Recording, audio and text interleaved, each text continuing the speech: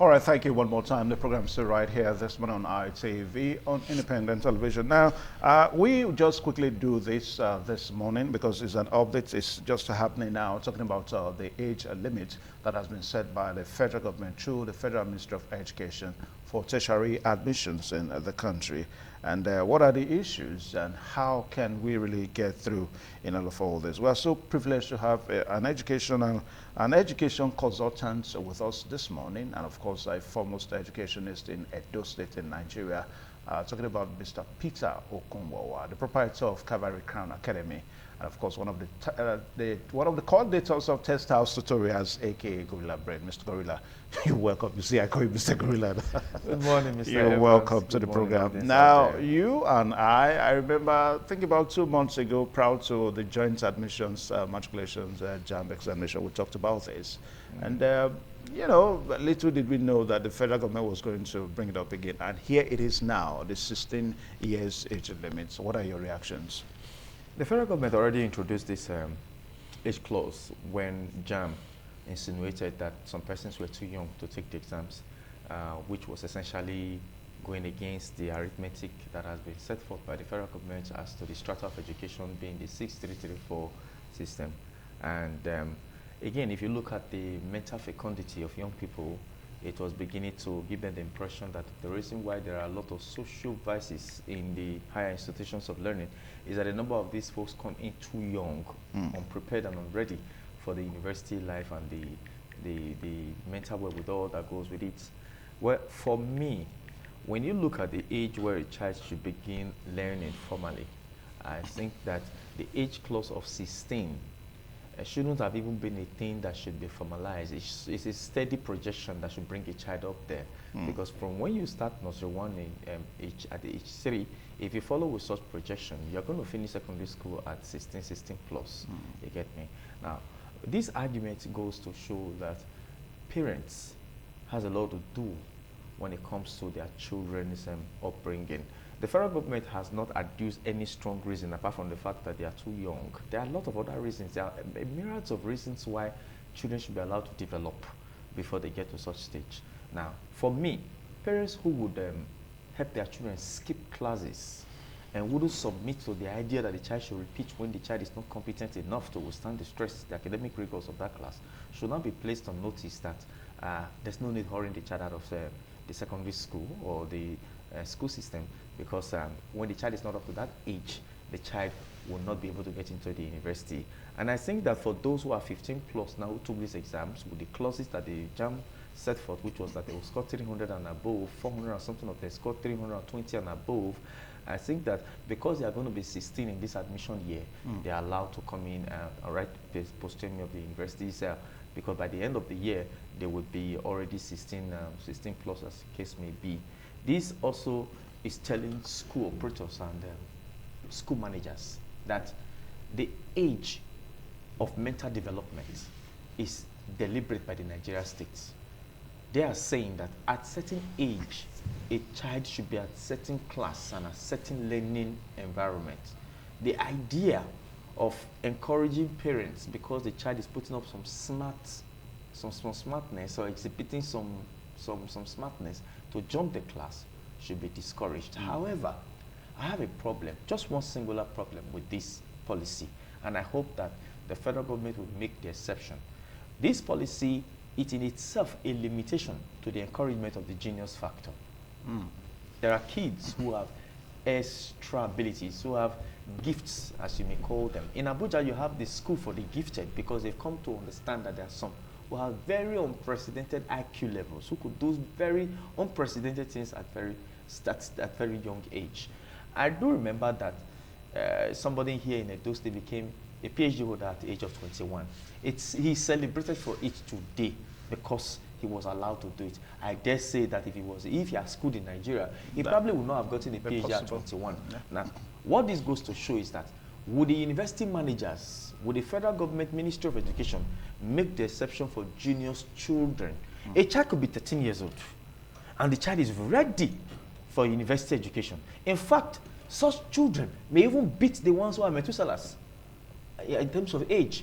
Looking at the policy JAMB came up with, Aren't you surprised that 400 plus people scored underage, scored 320 and above, where there were lots of older people who took the exam with them? There shouldn't be that restriction at that level where the children genuinely manifested or proved that they were strong enough. If JAM is allowed underage, let me hope that amongst this underage there are some that will not be 16 in the admission year. Let's say 14 years old took this exam and scored 320 and above. Because JAM has told us that 400 plus scored 320 among the underage. Yeah, so are you telling me by this policy, Mr. Evans, that the child set them back, haven't scored 320 genuinely, except JAM is saying there were malpractices, but this child genuinely has scored 320 and above, besting their older brothers and sisters in the exams? Are you telling me this child should stay back home because this child is not up to 16? These are now, the moral issues. Mr. Akumbo, I'm happy you are bringing up this now, because the reactions now are that what is the federal government trying to do now? You're trying to set another controversial issues into the whole education system in Nigeria. I mean, parents are saying that the federal government would have, the federal government would have told parents before they even enroll their children for the JAM that you are not up to 16, don't even bother. Yeah. Parents have enrolled their children on the 16 and they made it, and the federal government come in again to say that, hey, you must be 16 years old before you get admission. This is my problem. Most persons in government offices are not, they're not very good at making policies that would outlive them. If this policy was well thought out, I think this announcement they made yesterday night should not have been made. Yeah. Because it was a federal government body that conducted the exam and said underage could partake of that exam, placed clauses. Yeah. And these persons have gone ahead to write this exam. Some of them are even going to face penalties because those who scored below will miss 1 year of writing the exam again. So they're going to face penalties. So those who have manifested some level of geniuses, what are you telling their parents? I think that the much aftermath of this policy is yet to be to surface. I think that when these children now appear before the university will now do the needful, whether they will reject them or accept them. If they reject them, they will come back to this table of conversation. I want to hope that the Minister for Education has told universities that those minors they are allowed, who are proving themselves in these exams, that they are allowed to write, should be allowed to take the post-terminal. If they are successful, should be allowed into the university environment. So we're looking at the possibility of the federal government waiving it? It's their policy. They first made the first policy.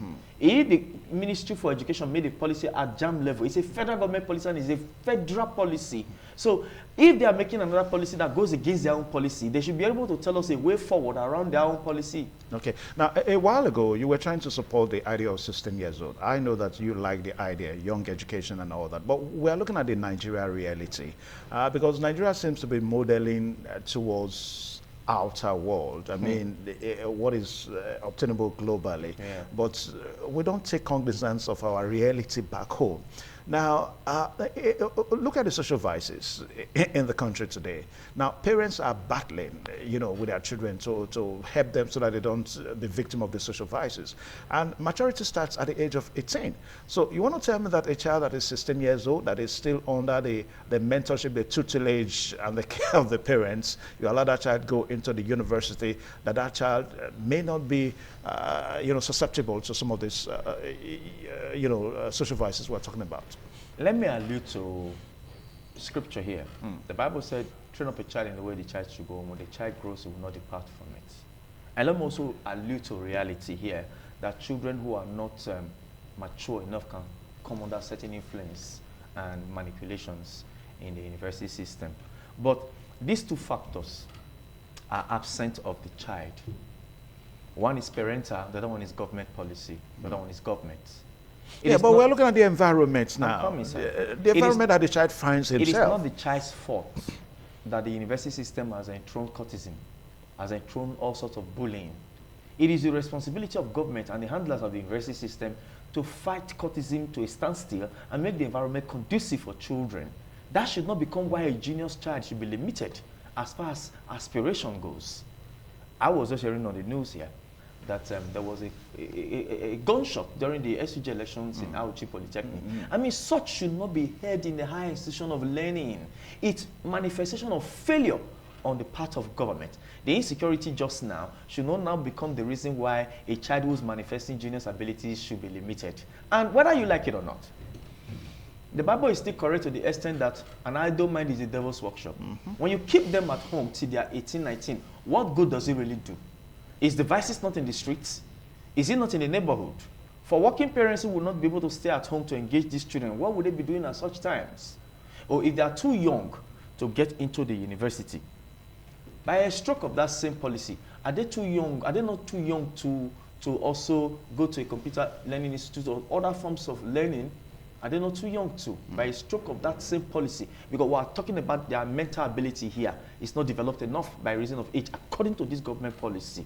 So by that, are we saying that it's not what is good for the goose is good for the gander here, that they cannot? So basically, the policy is saying stay at home until you are mature enough.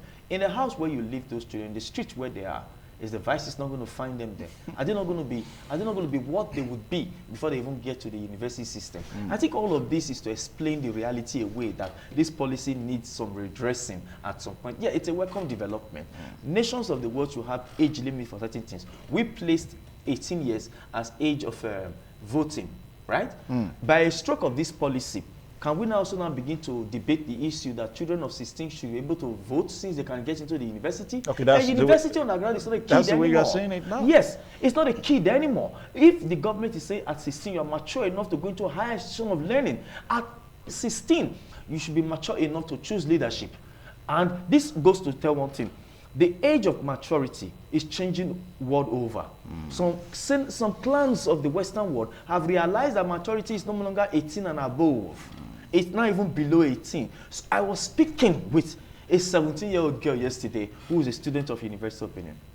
Until she told me her age, nothing would ever tell me that she's 17. I'm not talking about the morphology. She convinced me at that level that she was an adult. But I was convinced even more when we went into an oral dialectic colloquy, and this guy began to speak like an adult, to begin to speak like a mature person. I was stunned that she was 17. But basically, her maturity played out also in her education. That's how she found herself in the university, probably at 16 or 16 plus or 15 plus. Now she's 17 plus. She's already in the university system. Now, what do you think is the direction of the federal government now? Because a child that gets into a tertiary institution to study a 4 years course, by 20 he's a graduate.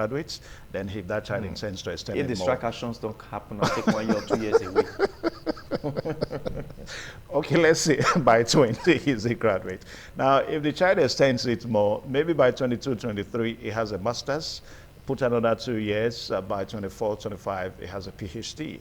Then extend it more, before 28, 30 he's a professor and all that. Now, how will all this culminate into national development from your own experience? These kids will not be the first to be schooled or go through school. No.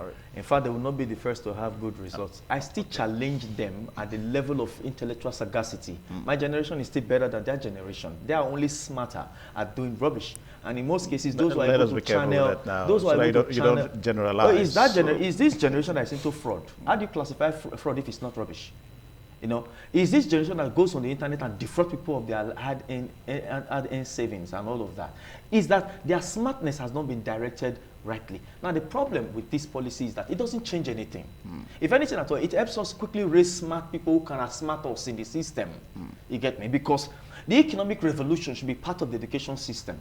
People should be schooling in view of what the economic reality is.